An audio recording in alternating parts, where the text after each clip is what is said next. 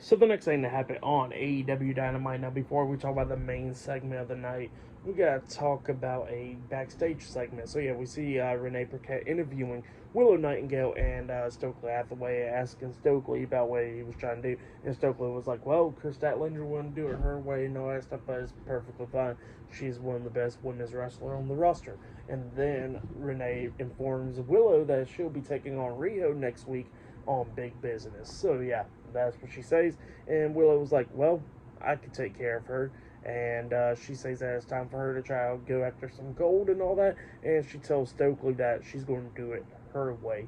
So yeah, that's what happened there. And then we get to the next segment.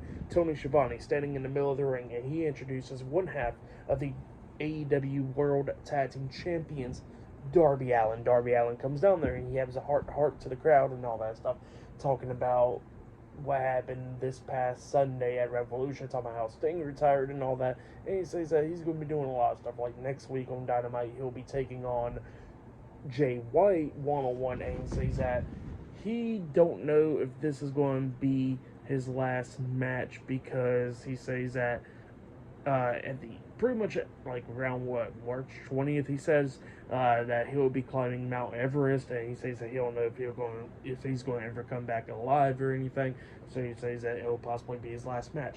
And then he was talking about the AEW Tag Team Championships, and he says that people were asking him like, "Hey, why won't you go find another person to team up with to defend the tag team titles?" And he says that nobody can replace Sting, so he's not going to do that. And he says that whoever wins the tournament, congratulations. So yeah, that's what Darby Allin had to say there. But then all of a sudden, when it looks like he's about to leave out the ring, he gets interrupted by the Ring of Honor six-man tag team champions, Jay White and Austin Colton, the Guns, Bullet Club Gold, or the Bang Bang Scissor Gang. So yeah, they come out there.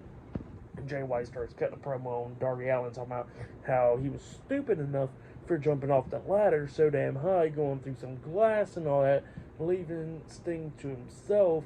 But he says that the Icon managed to fight back and all that stuff and retire himself. So yeah, that's what he was talking about. And then he was talking about Darby Allin next week and all that stuff. And he says that he's going to take care of Darby Allin and all that stuff. And then Darby Allin was talking about, and Jay White, well, actually, before I talk about Darby Allin, Jay White was talking about how instead of having this match, how about they go scissor each other backstage, like with daddy ass. So yeah, that's what he was talking about.